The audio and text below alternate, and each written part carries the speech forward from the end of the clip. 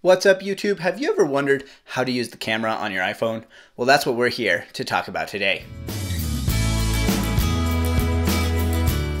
Welcome back. My name is Ben Nielsen. I'm a media design educator, and today we're talking all about how to use the iPhone camera. Specifically, this is going to be the camera on the iPhone 14 Pro. And this video is actually a compilation of two videos that come from my course, iPhone 14 Pro Photography. This is a brand new course that I just recently released where we cover everything that happens on your iPhone 14 Pro for photography. We cover everything that we do in this video, as well as how to do things like shoot portraits and landscapes, how to do macro photography, how to do night mode photography. We cover it all in that course. It's completely comprehensive, as well as all the settings and things that you need to know. Now, it's available in two places. The first one is Skillshare. If you have a Skillshare subscription or you want to get one, you can go ahead and click on the Skillshare link. Now, if you just want to purchase this course, I have a single purchase option through Gumroad. That is available for $25, but since you're watching this on YouTube, you can use the coupon code YT15 to get it for just $15. So go ahead and make sure that you click that if you want to learn how to master photography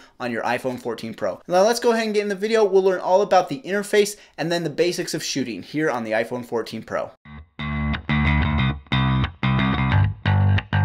In this video, we're going to be looking at the camera app. Now, my phone is set up in a tripod, and I've set it to be in the portrait or vertical orientation just because I think that that is how you will use your camera a lot of the time. And so I want you to know where everything is in that mode. Now, obviously, this will make it so it doesn't take up much of the video space here on Skillshare because it's a horizontal space. So just bear with me because I think it'll be more useful if you see it in this mode. Now I have it set up on a tripod here so that it won't jitter around too much as I tap things, but it may move a little bit, so just bear with that. So one thing to note is, just like I said, we're in vertical orientation here. If you put it in horizontal orientation, some of the buttons will flip. So especially the ones that are kind of circular or square, those will flip, whereas the ones that are rectangular will stay how they are. So you'll see that if you flip your phone to one side or the other. Now let's go around the interface here, starting in the top left. The first icon is the flash toggle. So it looks like a little lightning bolt.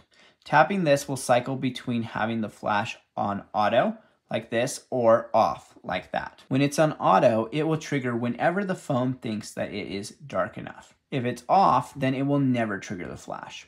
Now, I always leave this off because I don't like to use the flash. The flash on the iPhone can't travel very far, it's not very good, and it tends to annoy people who are around you when you're taking photos. So I don't recommend using the flash. It's much more useful as a flashlight than it is as an actual camera flash. Next to the flash will sometimes appear the night mode option. So I'm going to go ahead and turn this light off to trigger night mode. When I do that, you'll see the little moon phase appear over there, and that is night mode. Now, this you can, of course, tap to toggle off or have it be on auto, just like the flash. But again, it will only appear when it gets dark enough to actually use night mode. I normally leave night mode on because I want it to come on whenever it's needed. Next, we have this little arrow. Now, this is a little bit confusing, but when you tap the arrow, a little secret menu actually opens at the bottom of the screen. This is where you can get further controls on some of the things on screen and also access some settings that are only found here. We will go into more detail on this at the end of the video, so for now I will close it. Next on the right, you see the raw photo control. Of course, this is only here if you turned it on in settings like we did in the last video. This is just an on-off toggle. When it's on, you will take photos in RAW. When it's off, it will take photos in JPEG or HEIF, depending on what your settings are set to. Next, you're going to find the last icon on the right is the live photos icon. It looks like some concentric circles. We will talk more about live photos in their own video, of course. For now, just know that this is a toggle that can turn them on or off. So that's on, and you saw the little live come up there, and that's off. I will turn this on or off depending on what I am doing. Now let's move down into this viewfinder area, the main area where you can see the picture that you're going to take. Essentially what happens in the main viewfinder, the part that's lit up, that is the picture that you will take when you hit the shutter button. For me, you can see that I also have these rule of thirds lines because I turned that on in the composition settings in the last video. You can also see outside the corners of the brights part, you can see the extended frame. I also turned that setting on, so that's using the wider camera to show you what could be there if you went to a wider shot. If you tap anywhere in the viewfinder, like this, it will change that to the focus.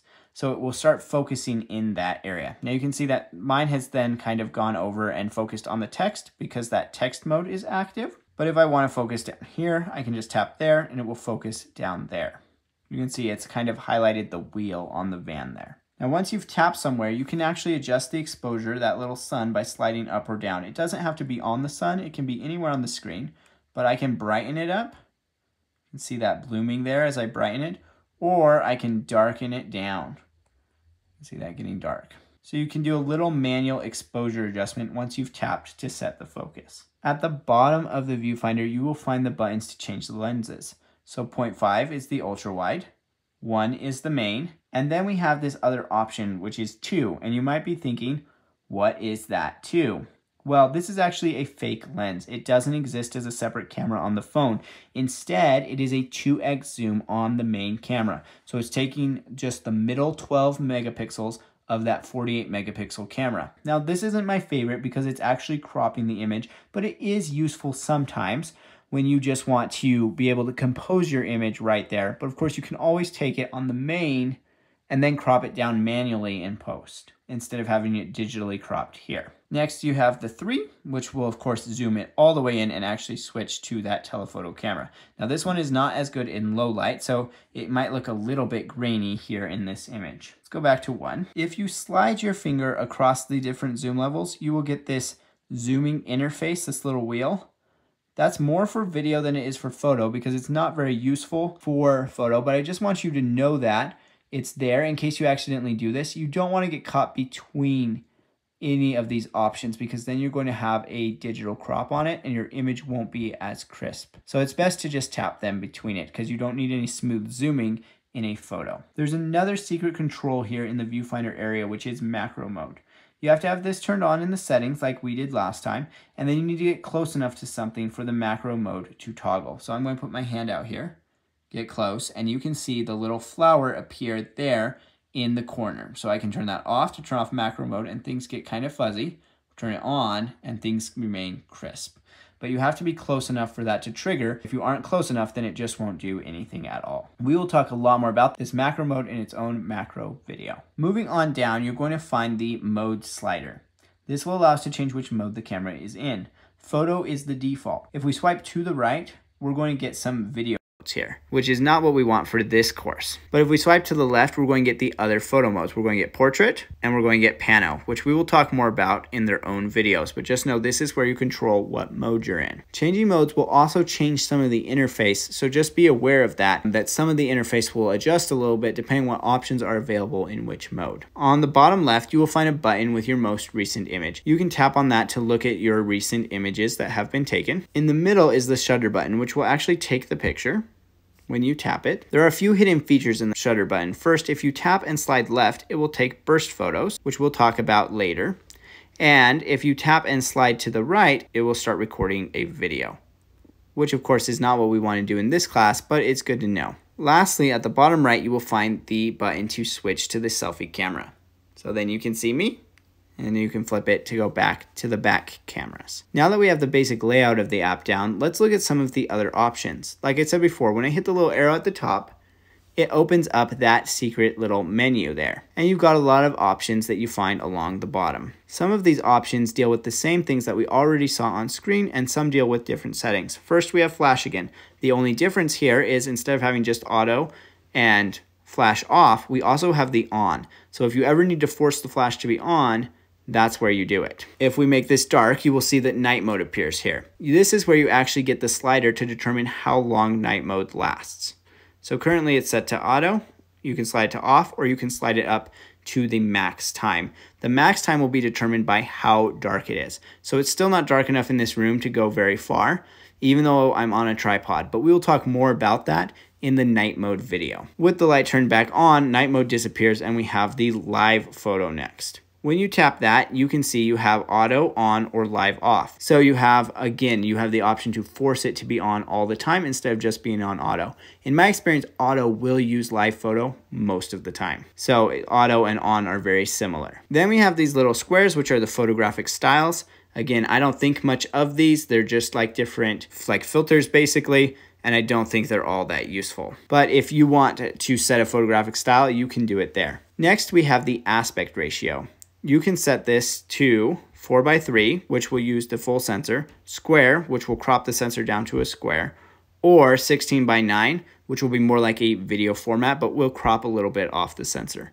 Generally, I'm going to leave this on 4:3. Of course, if you flip it, it will be actually in 3:4. So use that to get the most data. You can always crop it to a 16:9 later or a square later if you need to. Okay, then we have this plus or minus sign. This is just an exposure control like we had with the sunshine little icon when we tap the screen, only this one will give you actual numbers, and it won't force you to choose a focusing point. Next, we have the self timer. So you can set this to 3 seconds or 10 seconds, and we will have a video on using the self timer to take pictures of yourself. Of course, most of the time you'll have this turned to off, so it's really good to know that it's here. Sliding over, we have a couple more controls. First, we have these overlapping circles. These are more filters. These ones are actually called filters instead of photographic styles, but they're very similar to like some Instagram filters or something like that. Again, not something I would do because you can handle that all in post later. You don't need to worry about doing it while you're taking the picture. And lastly, we have the raw toggle. This is exactly like the raw toggle in the top right of the screen. So you can always just use that one. It's either on or it's off. Okay, so those are kind of the options within the camera app. Of course, like I said, this will change with the different modes, but we'll talk more about that when we get into the videos on those specific modes. Okay, so as you can see, we are now out here on location. We're going to take some pictures of some fall foliage today so that we can learn a little bit more about how to take pictures with our camera. The first thing that we're going to do is go ahead and just learn how to shoot with the camera. Okay, so as you can see here, I am now looking through my camera at this beautiful fall setting here, and all we have to do to take a picture is press the shutter button. Okay, that's going to take the picture, and then down in the bottom left, that picture will appear and we can view it.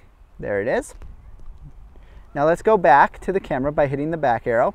And as you can see here, there's a bunch of different things we can do as we're shooting photos. So let's say that I'm going ahead and I'm looking at this tree here, and I'd like to get in closer to it. So I'm just going to adjust my setting. Now the 2 you'll remember is actually a crop on that main sensor. So it still will do 12 megapixels, but it is a crop in there. And then the 3 is actually changing to that close-up lens. So you can see I can get much closer to the tree here when I am using the 3. Now say I want to get a much broader scene here, I can go to the 0.5, and that's going to widen it way out. I haven't moved at all. My feet are still in exactly the same spot. So that's the range from 0.5 to 3. And of course, whenever you want to capture that, you're just going to hit that button. Now remember, we've got all of the different interface elements that we've already talked about here. But lastly, I just want to talk about flipping the camera. So if I want a picture of myself, I'm going to flip the camera here, frame it up, and then I'm just going to press the shutter button. Or in this case, it might be better for me to just hit the volume button. And there we're going to get a picture just like that. So that's just the basics of shooting on your iPhone. That's how you use it. Now, one thing that's a little bit harder to capture here, but let me show it to you, is when you flip your phone, it will actually reorient to landscape, and then you can take a picture with a much wider from left to right field of view. So a lot of our shots are done in kind of that portrait mode, but here we can actually just flip the phone and it will flip to landscape. So that can be great for especially getting something wide out there like that. Okay, so that's the basics.